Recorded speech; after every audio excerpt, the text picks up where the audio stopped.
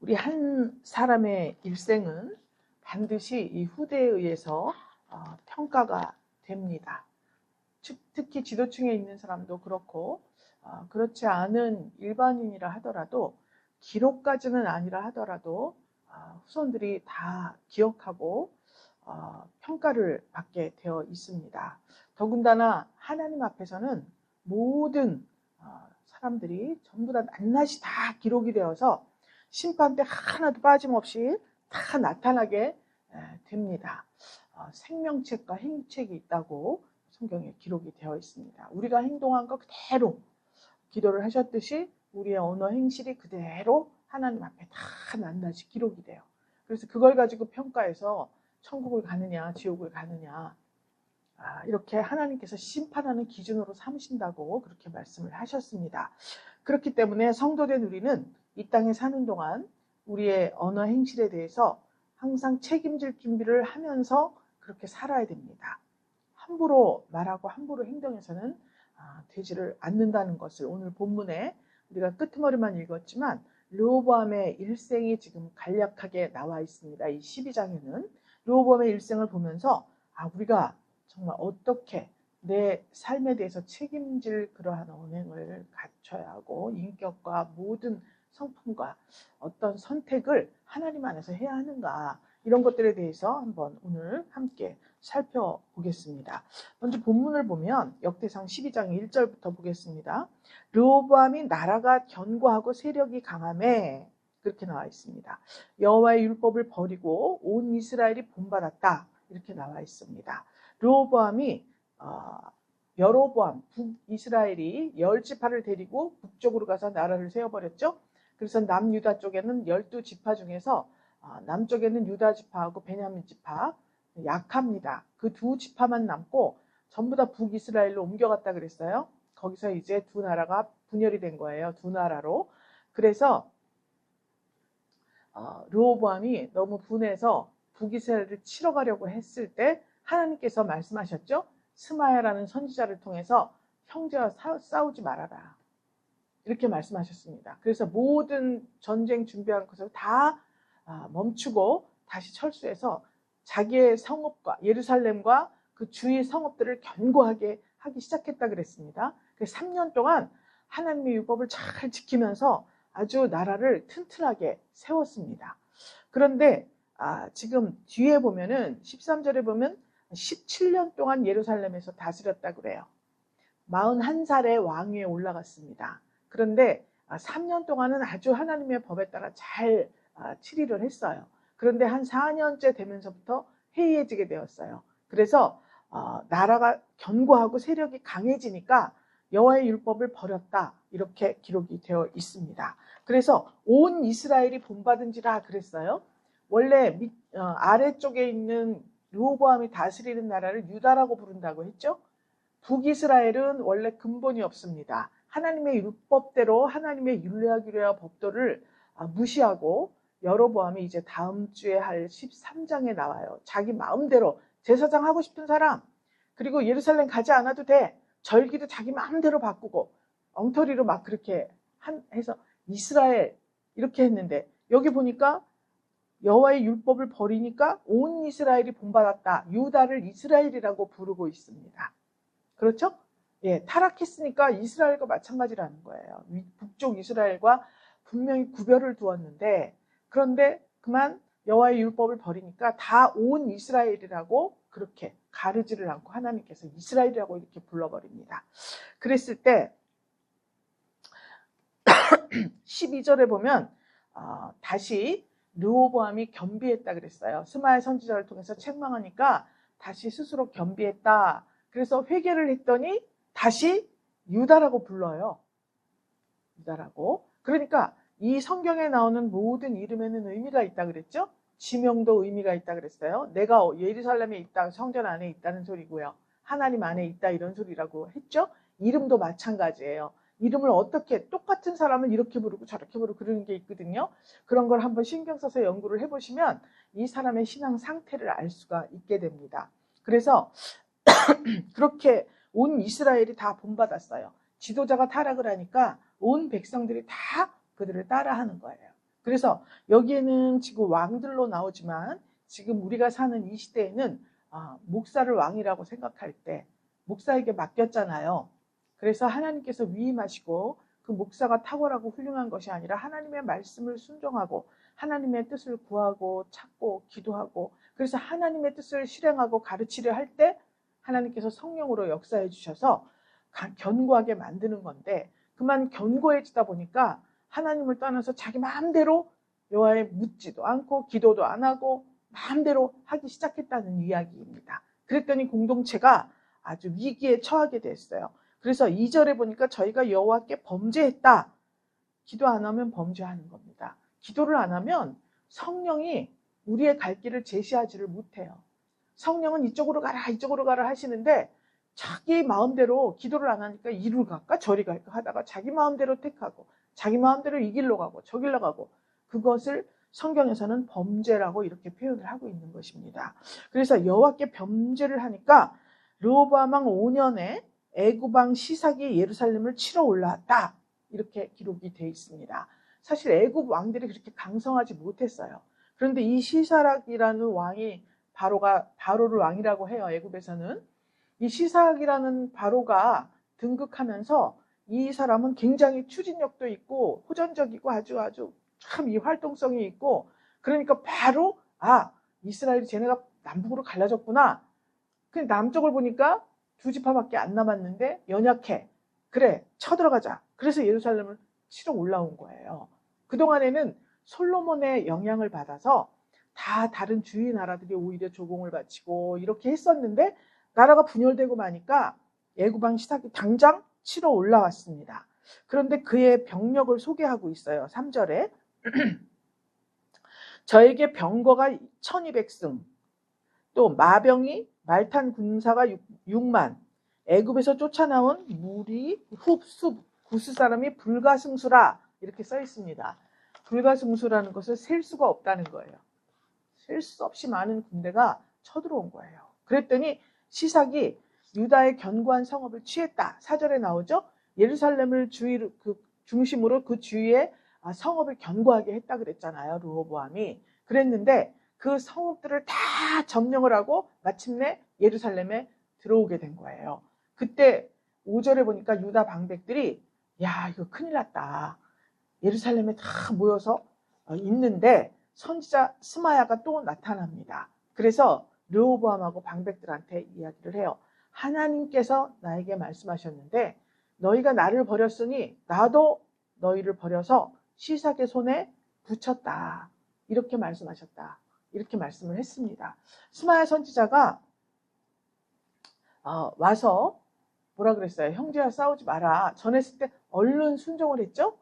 순종을 해가지고 평안을 얻고 견고해지고 세력이 강해졌습니다. 나라가. 그런데 그만 여기에서 불순종하는 바람에 또 스마야 선지자가 왔어요. 너희 이렇게 했다가는 정말 하나님께서 범죄를 징계하시는 방향으로 시삭을 보내서 너희 손에 붙였다. 시삭의 손에 너희를 붙였다. 이렇게 말씀을 한 거예요. 그랬더니 6절에 이스라엘 방백들하고 왕이 스스로 겸비하여 그랬죠? 겸비하다 이런 거는 무슨 의미가 있냐면 그냥 말로만 회개하는 게 아니에요. 행동으로 보이는 거예요. 우리가 회개는 내가 잘못했구나. A라는 방법을 선택해야 되는데 B라는 방법으로 내가 갔구나. 그랬을 때 하나님이 이렇게 징계를 하고 말씀으로 나에게 그 사실을 깨닫게 하실 때 빨리 잘못했습니다만이 아니라 빨리 바꾸는 거예요. 그래서 빨리 뒤늦게라도 A라는 길로 하나님의 뜻대로 찾아가는 것이 겸비하고 회개하는 것이라고 볼 수 있습니다. 그래서 이스라엘 방백들하고 왕이 막 스스로 겸비해서 여호와는 의로우시다. 그러니까 하나님 앞에 회개한 거예요. 그랬더니 다시 하나님께서 여호와의 말씀이 스마야에게 임해서 스스로 겸비했으니 7절에 보니까 내가 대강 구원하여 나의 노를 시삭의 손으로 예루살렘에 쏟지 아니하리라 이렇게 말씀하고 있습니다. 이 대강 구원했다 그랬죠? 의미가 개운치가 않습니다. 그래서 스스로 겸비하고 회개는 했지만 아주 싹 애굽왕을 물러가게 한 것이 아니라 대강 구원했다. 그러니까 시삭의 8절에 보니까 시삭의 종이 되게 하겠다 이렇게 말씀을 하고 있습니다. 그러면 우리가 스스로 겸비해야 하는 때가 언제인가? 내가 지금 소유가 많아졌다 그랬어요. 그 뒤에 보면은 9절에 보면은 뭐 애구방이 와가지고 여호와의 전에 예루살렘 여호와의 전 보물 왕궁의 보물 다 빼앗고 심지어는 솔로몬이 만든 금방패도 다 빼앗았다고 기록이 되어 있습니다. 그러니까 르호보암 왕의 중심이 어땠냐면 무익한 것을 자랑하고 신뢰하는 마음이 있었어요. 예루살렘의 많은 보물, 나라의 융성함 이런 것에 마음을 두고 하나님을 신뢰하는 것이 아니라 내가 가진 것이 이렇게 많으니 누가 나를 어쩌리요 하는 마음을 가지고 있었다는 거예요. 그때 그 시삭의 손에 붙이신 거예요, 하나님께서. 그러니까 여호와를 신뢰하지 못하는 마음이 있었던 겁니다. 빌립보서 3장 3절에 이렇게 기록이 되어 있어요. 하나님의 성령으로 봉사하며 그리스도 예수로 자랑하고 육체를 신뢰하지 아니하는 우리가 곧 할례당이라 이렇게 써 있습니다. 할례를 받았냐 안 받았냐, 할례를 받아야만 된다 막 이렇게 주장하는 무리들 가운데 그때 할례당이라고 하는 것은 꼭 양피를 베는 것만이 할례가 아니라 하나님의 성령으로 봉사한다 그랬어요. 남들이 안 돼, 그런 사람을 상대하면 안 돼 했을 때 하나님의 성령이 감동이 있어서 그 사람을 섬기고 싶을 때 섬기는 거예요. 이게 이제 하나님의 성령으로 봉사하는 겁니다. 정말 우리가 지금은 좀 편하게 살고 있어요. 우리 분일교회가. 초창기에 어땠습니까? 우리 막 전도하고 막 그랬을 때 정말 남의 집에 가서 그 배설물 다 닦아주고 빨아주고 옷 빨아주고 거지 같은 집 막 너덜너덜한 집 가서 청소해주고 씻어주고 닦아주고 씻겨주고 얼마나 했는지 몰라요. 그거 정말 우리 집에서도 그런 거 정말 만지지 않는데 그렇게 가서 다 해주고 이 성령으로 봉사하는 거예요. 나로서는 할 수 없지만 하나님의 성령께서 감동하셔서 하나님의 영이시지 않습니까? 우리를 통해서 하나님을 나타내야 되잖아요. 그러니까 그 사람 입장에서는 그 더럽고 막 지저분한 그 자기 몸, 자기 집 상태 막 이런 누가 상대를 해줍니까? 그런데 정말 하나님은 나의 구원이시오. 하나님, 예수님이 나의 구주십니다. 고백을 했는데 그 구주를 우리가 나타내야 되는 거예요. 실질적으로. 그랬기 때문에 성령으로 봉사하지 않으면 그게 되지를 않아요. 되지를 않아요. 제가 아기를 낳았잖아요. 처음에 아기를 낳는데 아기를 낳으니까 아기가 그렇게 엄마들은 제일 먼저 아기가 응가를 하면 거기 기저귀부터 살핍니다. 이게 변이 똑바로 나왔나 안 나왔나 이거 보고 아기 건강 상태를 체크하잖아요. 하나도 더럽지 않고요. 냄새도 안 나요. 냄새는 나는데 그게 뭐 역하고 이러지를 않습니다. 아기가. 근데 거기 해상관하러 우리 고모들이 이렇게 제 고모니까 이제 그분이 2-3명이 왔는데 내가 막 이걸 펼쳐놓고 이렇게 하니까 아우 지금 그것 좀 가려 그것 좀 이렇게 덮어 막 이렇게 말을 해요. 아니 왜? 아무렇지도 않은데? 그랬더니 아우 쟤는 애기 난 지 얼마 되지도 않는데 저러니 어떻게 되겠냐고. 성령으로 봉사를 하면 그런 마음이에요. 그런 마음. 그래서 하나님 앞에 성령으로 봉사하고 그리스도 예수만 자랑하고 육체를 신뢰하지 않는다. 여러분 육체를 신뢰하지 아니한다. 그러니까 뭐 힘을 믿는다. 힘이 어디로부터 비롯되냐? 가진 것에서 비롯되는 거예요. 가진 것에서. 쌈짓돈을 다 잃어버리니까 맨날 노숙자꾼 많군데 집 명의를 싹 다 바꿔버려서 자기 이름으로 된 게 하나도 없으니까 밤마다 자면서 노숙자 꿈을 꾼대. 힘이 없어진 거야. 그걸 의지하고 살았던 거죠. 그거를. 그러니까 육체를 신뢰하지 아니한다. 이 세상의 어떠한 것, 보이는 물질 세계를 신뢰하지 않는다는 거예요. 자기가 가지고 있냐? 어떤 소유, 이런 것에 대해 거기에 마음을 두지 않는다는 이야기입니다. 그저 우리가 필요하니까 사용하고 또 하나님께서 성령으로 역사해서 보내면 되는 거고 이렇게 생각을 해야 되는데 이것이 나의 힘이다 이랬을 때 이것은 정말 하나님 앞에 범죄가 된다는 것을 말씀하고 있습니다. 그래서 이 르호보암이 이렇게 하나님을 의지하지 않고 가진 것에서 너무나 자신감이 충만해지자 이런 일이 벌어진 거예요. 그래서 하나님께서 스스로 겸비했지만 금방 쳐들어왔는데 하나 손해도 안 보고 그냥 싹 애구방이 떠나가면 더 하나님 앞에 잘하고 정말 하나님을 잘 섬기고 여호와는 의로우시다 말했기 때문에 그 의로우신 하나님을 따라가냐? 사람의 마음이 그렇지가 않아요. 그렇지가 않아요. 우리 권사님하고 경험을 했는데 그 전에 아픈 사람들이 왔었습니다.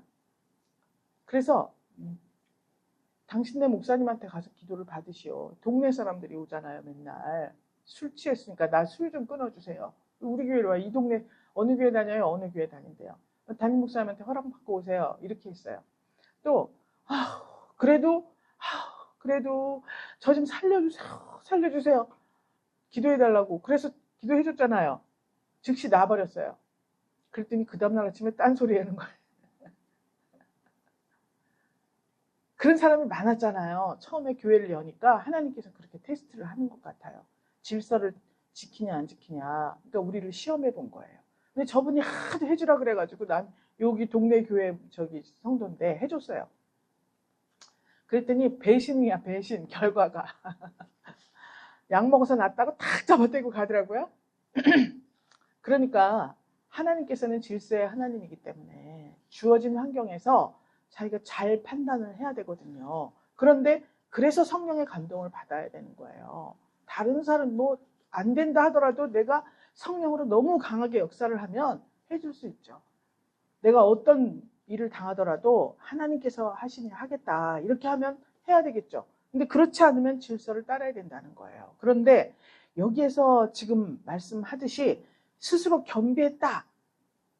끝까지 가느냐가 문제예요.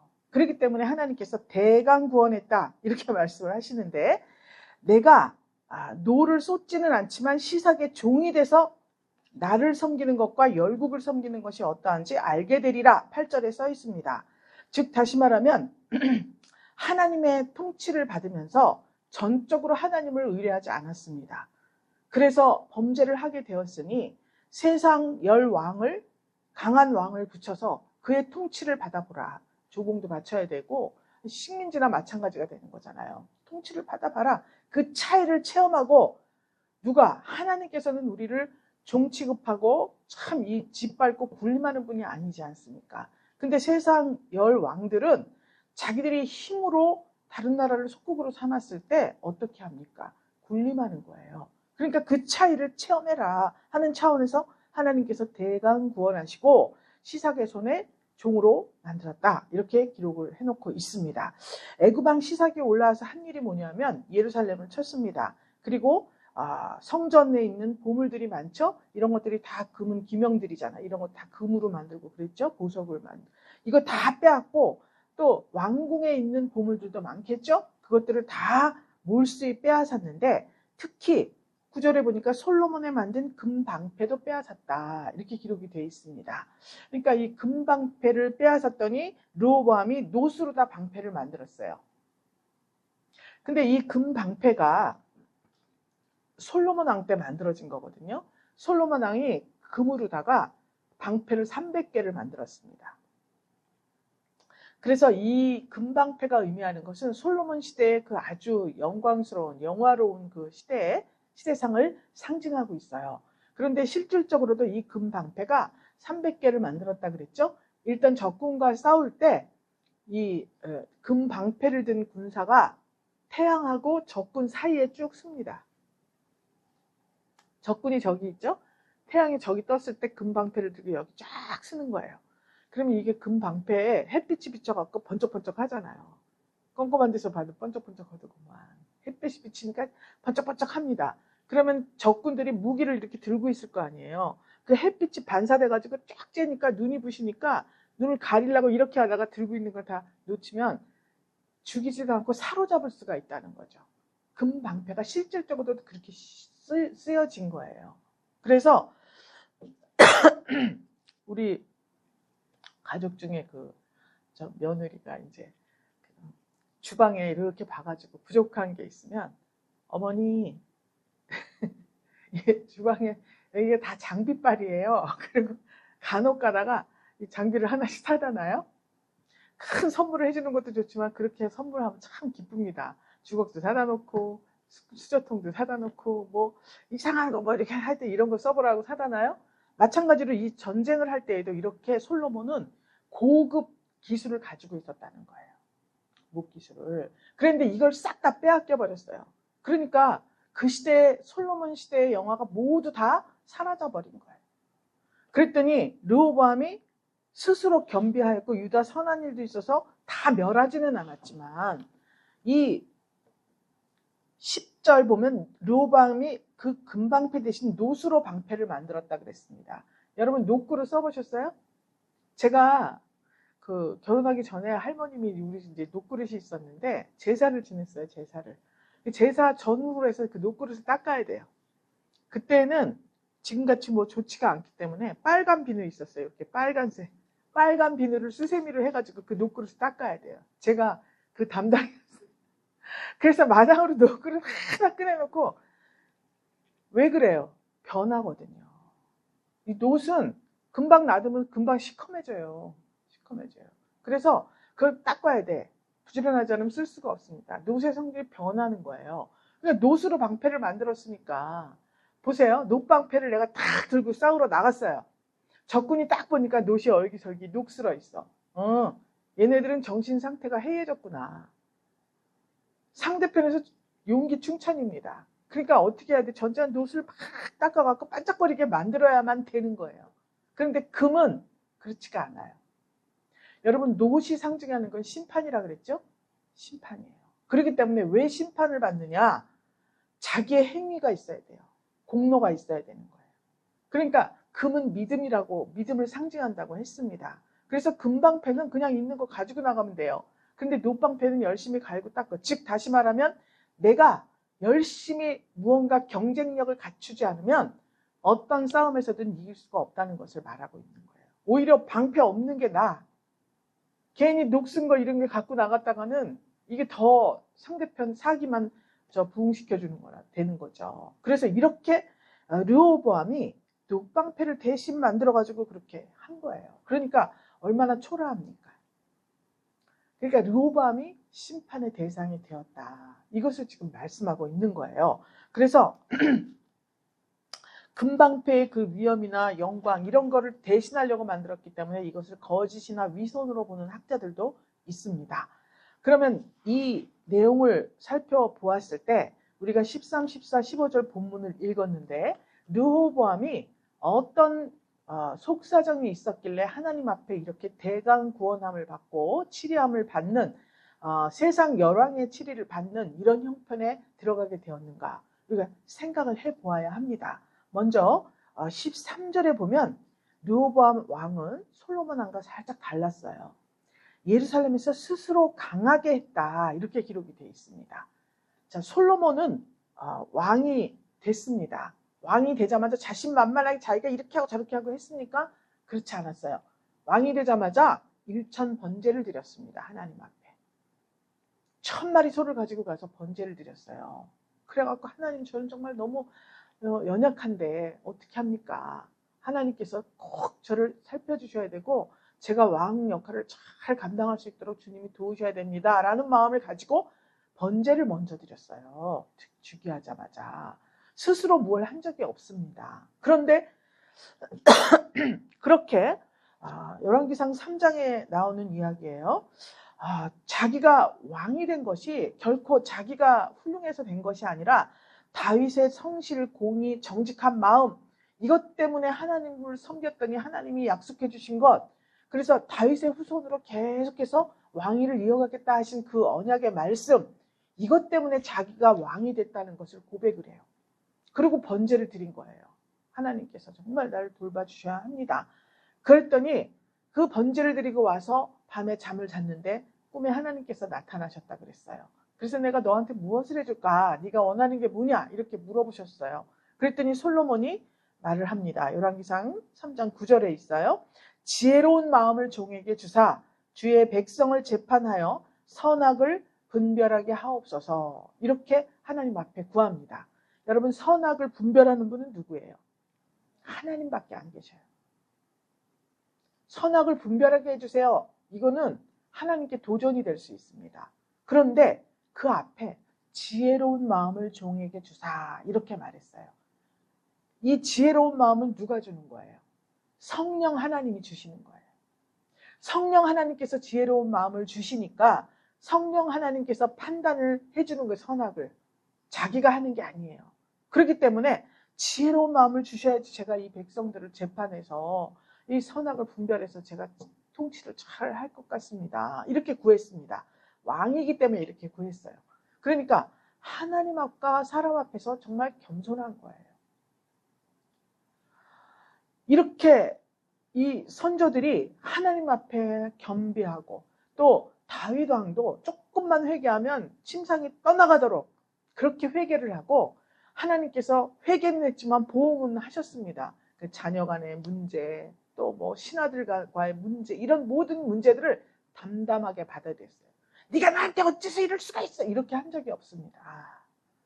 내가 하나님께 이렇게 불순종하고 하나님의 율례와 규례와 법도를 어기니까 내가 오늘날 내 이런 일을 당하게 되는구나.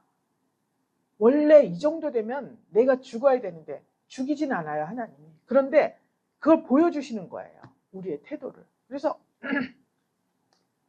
참 자녀가 속을 썩여요, 남편이 속을 썩여요, 이웃이 참 못살게 굴어요, 이렇게 말할 때 1차적으로 우리는 뭐 관계가 잘못됐겠죠. 물론 나에게도 잘못이 있고 그에게도 뭐 좀 오바되는 면이 있겠지만 먼저 하나님 앞에 무릎을 꿇고 물어야 된다는 거예요. 하나님, 제가 오늘날 이러이러한 일을 겪고 있습니다. 나의 가장 큰 고민이 이런 관계적인 문제입니다. 제가 하나님과의 관계, 나와 하나님과의 관계, 제가 생각할 땐 내가 하나님을 잘 섬기고 정말 하나님 앞에 의로운 줄 아는데 이런 일이 생기는 걸 보니 하나님과의 관계에 무슨 문제가 있는 걸까요? 라고 먼저 물어야 된다는 거예요. 그러면 그렇게 다가오는 모든 도전들이 막 그렇게 하면 막 여기서 분이 올라오고 화가 나고 막 이렇게 되겠지만 그렇게 먼저 하나님께 뜻을 구하고 그 내용을 좀 알려달라고 하고 이렇게 했을 때는 가라앉더라고요. 제 경험입니다. 경험. 내가 하나님 앞에 이런 모습을 보였는가? 안 보였다 하더라도 그렇게 물을 때 하나님께서 얼마나 긍휼히 여기시고 사랑스럽게 보시겠습니까? 그렇게 하다 보면 이 상대편에 대한 긍휼한 마음이 생겨요.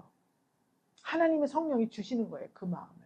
그래서 이전같이 그렇게 괴롭지가 않습니다. 순간적으로 뭐 그랬다 하더라도 나중에는 긍휼한 마음이 생기고 이래서 그 문제에 깊이 빠져들지를 않게 되는 거예요.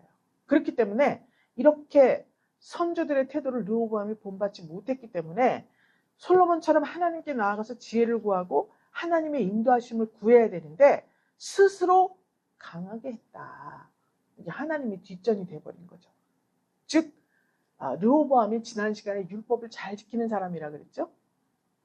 외적으로는 제사도 잘 지내고 절기도 잘 지키고 틀림없습니다. 그런데 그렇게 자기의가 있기 때문에 이런 사람들은 교만하고 정말 자기의 의를 앞세우는 사람이 되기가 쉬워요. 그래서 바리새인들, 막 제사장들, 예수님 당시에 그이들 보고 예수님께서 말씀하셨잖아요. 이 독사의 새끼들아, 이렇게 말했습니다. 나는 태어나서 한 번도 하나님의 율법을 거스른 적이 없어요. 부자 청년이 밤에 찾아와서 이야기를 했어요. 그랬더니 그렇게 말을 했습니다. 그러니까 자기 스스로 강하게 하는 거예요. 내가 하나님 말씀 이렇게 지켰으니까 나는 강하다. 누구 덕이 아니야. 내가 잘해서 그렇지. 이런 생각을 가지고 있기 때문에 그것이 정말 참 힘들어요. 차라리 하나님 앞에 공로가 없는 사람은 겸손히 하나님, 저는 참 공로도 없고 그렇습니다. 우리 교회 안수 집사님 한 분이 집사님은 교회에 탁 들어가시면 기도를 하잖아요. 먼저 무슨 기도해요? 그랬더니 요즘이 아니라 한 10년 전입니다. 탁 들어가서 앉으면 죄송합니다. 그런데요. 죄송합니다. 그런데요. 근데 은혜가 돼요, 안 돼요? 되잖아요. 그런데 매일 교회 오고 하나님 말씀 잘 듣는 우리는 와갖고 뭐 어쩌고 저건 내가 해놓고 저건 어떻고 내가 닦아놓으니까 아주 좋고 뭐 어쩌고 이 생각이 먼저 든다는 거예요. 안 들을래야 안 들을 수가 없습니다. 안 들을래야. 그러니까 그럴 때 우리가 정말 빨리 생각을 돌이켜야 됩니다. 그래서 르호보암이 이 스스로 강하게 했다. 이렇게 하면서 치를 하는 교만한 마음이 있었다는 거예요. 그랬기 때문에 이 성도들이랑 백성들이랑 이 모두가 다 그의 교만함을 배워가지고 하나님을 등 뒤로 던져버리고 말았습니다. 그 결과 나라를 분열시키고 애굽 왕의 통치를 받게 됐어요. 그럼 우리가 어떻게 해야 됩니까? 하나님의 지혜를 구해야 돼요. 어리석고 스스로 정말 하나님의 지혜를 듣지 않고 성령께 구하지 않는 사람은 사람 말도 안 듣습니다. 사람 말도 안 들어요. 자기가 제일 옳기 때문에. 하나님의 지혜를 거절하는 사람 잘 보세요. 누구 말도 듣지 않습니다. 그런데 그렇게 했는데도 견고해지고 세력이 강해지니까 계속 그렇게 하는 거예요. 우리 모든 삶을 창조주 하나님께 맡겨야 됩니다. 그때 하나님께서 지혜와 많은 복을 주시는 거예요. 14절에 보니까 하나님을 섬기지 않았어요. 르호보암이 마음을 오로지 하여 여호와를 구하지 아니함으로 악을 행했다. 이렇게 말하고 있습니다. 자, 형식적으로는 제사도 잘 지내고 절기도 잘 지내고 나무랄 데가 없습니다. 그런데 이 마음을 다하지 못했다는 거예요. 그거를 하나님께서는 악이라고 그렇게 말씀을 하신 겁니다. 성전에 살았잖아요. 예루살렘 성전 가까이 살았습니다. 그런데 하나님과 가까이 하지는 못했어요. 친구는 누가 친구입니까? 서로 마음을 주고받는 게 친구예요. 부모님께 못하는 말도 친구에게는 할 수 있습니다. 자, 부모님이 나에게 돈을 드리고 사랑을 주고 먹이고 입히고 키웠잖아요. 그런데도 하지 못할 말 친구하고는 할 수 있습니다. 부모님도 마찬가지예요. 내 아들, 내 딸이라고 해서 다 말할 수 있는 건 아니에요. 그런데 어머니들끼리는 만나서 어떻습니까? 친구들끼리 만나면 다 오만 얘기를 다 하잖아요. 그러니까 이 가진 것하고는 상관이 없어요. 그리고 내가 어떻게 형식적으로 잘 해도 마음을 주고받지 않으면, 하나님과 가까이 하지 않으면 우리의 삶은 악으로 간다. 이렇게 볼 수가 있습니다. 그럼 왜 그랬을까? 성전 가까이 살고 그렇게 할아버지, 아버지가 하나님을 잘 섬겨서 복을 받았는데 르호보암이 왜 그랬을까? 모친이 암몬 여인이었더라. 기록이 되어 있습니다. 13절에 보면, 자, 암몬은 어떻죠? 여호와의 총회에 들지 못하는 족속들입니다. 그런데 거기 출신이에요, 어머니가. 근데 이 암몬은 밀곰이라는 우상을 섬기는 사람이에요. 그러니까 여러분, 저 불교 믿다가 기독교로 개종한 사람들은요, 얼마나 성심성의껏 예수님 저 형제자매 섬기고 목사님을 아주 그 신같이 섬깁니다. 잘 섬겨요. 그러니까 이 밀곰 우상을 섬기던 어머니 밑에 있었기 때문에, 어머니가 키우잖아요, 애들은. 있었기 때문에 형식이나 이런 것들에는 잘 섬깁니다, 하나님을. 밀곰 섬기는 방식으로 하나님을 잘 섬기니까 형식적으로는 나무랄 데가 없어요. 그런데 이 당시에는 그 모친들의 세력이 강합니다. 그래서 왕이 됐잖아요, 아들이. 그러면 엄마가 굉장히 세력을 잡습니다. 그러니까 이 엄마가 암몬 여인이고 그 소생인데 솔로몬이 왜 르호보암을 후계자로 임명을 했습니까? 하나님의 말씀을 어긴 거예요. 신명기 7장에 있지 않습니까? 이방 여인과 통혼하지 말라 그랬어요. 근데 솔로몬이 오만 나라 저 여인들을 다 들였죠.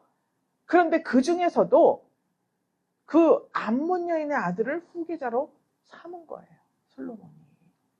이게 솔로몬 말년에 너무 부귀와 영화를 누리다 보니까 어떻게 됐다 그랬습니까? 해이해졌어요. 타락했다 그랬습니다. 그 결과 지금 이 르호보암에게까지 이런 영향이 미쳐 나라까지 위태한 지경에 놓이게 된 것을 말씀하고 있습니다. 그러니까 부모의 불신앙이 있어요. 형식적으로는 하고 마음으로는 괜찮다.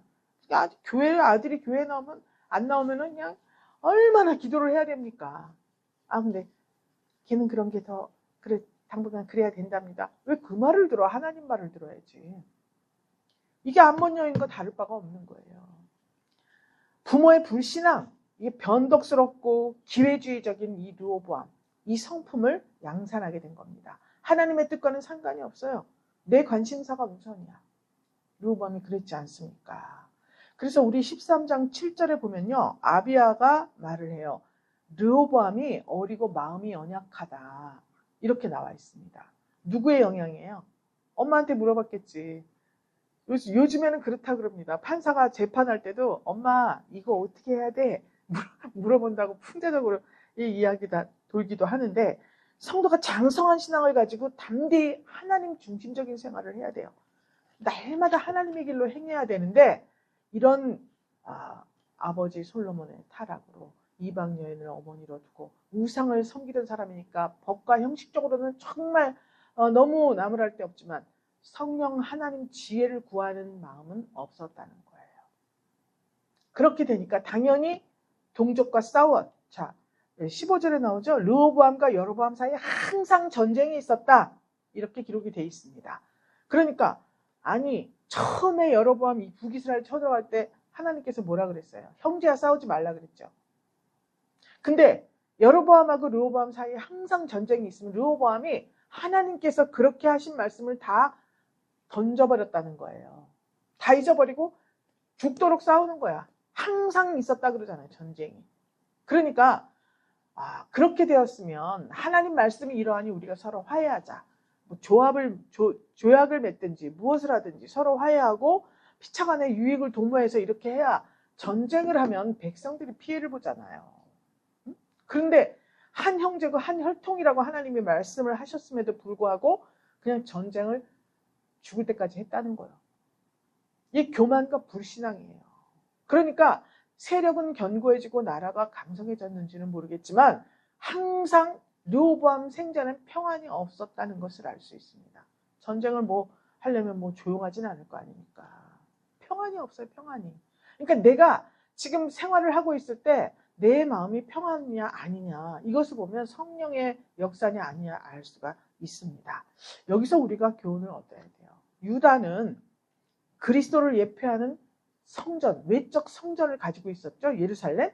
그런데 이것을 지금의 우리에 비교하면 참된 교리를 말하고 있습니다. 예수 그리스도. 이 북이스라엘은 10지파예요. 수가 많아. 그러나 규례가 하나님의 율례와 규례와 법도를 버렸어요. 거짓 규례를 자기가 만들어서 그 지파를 지금 다스리고 있지 않습니까? 10지파를, 나라를, 북이스라엘이라는 나라를 거짓으로 다스리고 있는 거예요. 그러니까 부패할 수밖에 없죠. 그러니까 지금 우리가 생각하는 거는 성전을 차지하냐 안 차지하냐, 대형교회 싸움 나면 본당을 누가 차지하냐, 막 가르고 울타리 치고 싸우고 난리가 나. 장소가 문제가 아니라 우리 마음 안에 진짜 참된 교리, 그리스도 예수가 우리 안에 있느냐, 성령이 열어 보여주신 말씀이 우리 안에 있느냐, 내 뜻을 항상 하나님께 점검하고 기도하고 하나님의 말씀에 의해서 하려는 그 신뢰하는 마음이 있냐 없냐, 이것을 있어야지, 가지고 있어야지. 거짓 교리, 이거는 정말 자기 마음대로 규칙도 다 바꾸고, 교회에서 몇 시부터 몇 시까지 예배입니다, 그거는 안 되고 저거는 안 되고, 몇 시가 편하고 몇 시가 좋고, 아카데미 하는데도 화요일 날 그 시간 제일 바쁜데 다른 시간 다른 날로 바꾸면 내가 꼭꼭 올 수 있는데 대개가 바꾸세요. 그리고 이게 벌써 하나님께서 정하신 것을 자기 마음대로 바꾸려고 하는 마음, 이것이에요, 바로 이게. 그래서 우리는 영적 전투가 이렇게 치열한 거예요. 사단 마귀는 하지 말라고 하지 않아요. 살짝 변형시키라고 말하고 있습니다. 교회 저기도 신앙생활 할 때에도 꼭 이렇게 합시다 그러면 살짝 비껴서 하는 사람이 또 다 있습니다. 교회마다 다 있어요.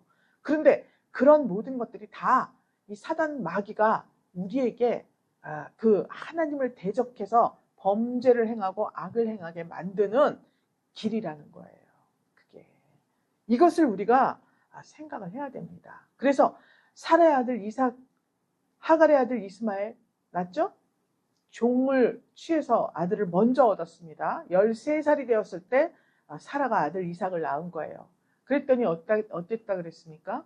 이스마엘이 이삭을 조롱했다 그랬어요. 희롱했다고 나와 있습니다. 지금 이 신약시대에는 예수님이 오셔서 말씀했어요. 알곡과 가라지가 있다, 이렇게 말씀하고 있습니다. 근데 그냥 놔둬라, 같이 자라게. 근데 그때 가라지부터 먼저 뽑아서 다 불에 던져버리고 알곡은 걷어서 창고에 들여라, 이렇게 말씀하고 있습니다. 르호보암의 일생이 이렇게 평가를 받고 있어요. 그런데 본받을 만한 것이 한 가지 있죠. 하나님의 법을 잘 지켰다. 그런데 그 어린아이에 머물러 있다는 거예요. 르호보암이 어리고 연약했다 그렇게 말한 것은 그 율법적인 성도를 채소, 풀만 먹는 성도라고 말을 하고 있습니다. 그러니까 평생 열매를 못 맺는 거예요. 나무가 되어야 해요. 나무가. 그런데 열매를 못 맺는 거예요. 풀을 가진 신앙이니까. 풀 같은 신앙이니까. 그렇기 때문에 우리가 이 르호보암의 일생을 돌아보면서 우리도 이제 더 이상 어린아이에 머물러 있으면 안 되겠다. 르호보암이 연약했기 때문에 교만합니다. 우리 조카가 있죠? 저 분이엘 선교센터 선교사님 아들이 있습니다. 근데 그 아들이 5살 때 제가 주일학교 선생이었어요. 이제 주일학교 부장이 광고를 합니다. 예배가 끝나면. 제가 앞에 나가서 마이크를 두고 탁 광고를 하는데 그게 좋아 보였나 봐요. 석준이가. 그랬더니 탁 지가 저 골목에 나와가지고 탁 서가지고 우리 이모야. 그러니까 저 옆에 있는 애가 야 들어와 그랬어요. 그랬더니 너 몇 살이야? 나 7살이다. 그랬어요. 나는 이거야. 7살이 더 많은 줄 5살이 더 많은 줄 아는 거예요. 난 5살이야. 너 내 말 잘 들어야 돼. 어린아이기 때문에 그렇게 할 수 있는 거예요. 어린아이기 때문에. 그러니까 지금 우리의 신앙이 어린아이에 머물러 있으면 절대로 교만 아닌 교만 그것을 범하게 되는 거예요. 그 악행을 하게 되는 거예요. 범죄하게 되는 거예요. 스스로 강하게 하려는 마음이 막 솟구쳐 오르는 거예요. 그렇기 때문에 예수 그리스도의 장성한 분량에 이르기까지 자라가라. 이렇게 우리에게 사도 바울이 권면한 거예요. 믿습니까? 하나님 앞에 겸손하게 살렵니까? 하나님께 의지하시겠습니까? 하나님의 지혜를 구해서 하나님께 인정받고 후대에 인정받는 이런 아름다운 신앙의 역사를 남기시겠습니까? 할렐루야. 오늘 하나님 우리 일주일 동안 잘 묵상하셔서 솔로몬과 같이 하나님의 지혜를 구하고 르호보암이 저지른 이 우를 우리는 다시는 범하지 않도록 성령 하나님 지켜주세요. 기도하면서 한 주간을 우리 성령과 함께 성령 강림 주일이잖아요. 성령 강림 절기입니다. 하나님 앞에 잘 구하셔서 아름다운 그런 신앙의 역사를 남기시는 저와 여러분 되시기를 주 예수 그리스도의 이름으로 축복합니다. 하나님 감사드립니다. 우리가 너무 어린 신앙에 젖어 있었습니다. 스스로 하나님 강하게 하려는 마음이 우리의 의를 나타내려는 마음이 우리의 신앙을 좀먹고 갉아먹고 마침내 파멸에 이르도록 우리를 이 악한 원수마귀의 괴계에 빠지게 만든 것을 고백합니다. 하나님께서 우리에게 성령 충만함으로 함께하여 주심으로 하나님 그리스도 예수 장성한 분량에 이르도록 자라가는 그러한 믿음과 신뢰를 더하여 주시옵소서. 한 주간 동안 성령께서 충만히 역사해 주시어서 이전까지의 모든 실수나 범한 죄악들을 생각나게 하시고 하나님 앞에 회복되는 한 주간으로 하나님 붙잡아 주시옵소서. 감사드리오며 살아계신 예수 그리스도 이름으로 기도 올리옵나이다. 아멘.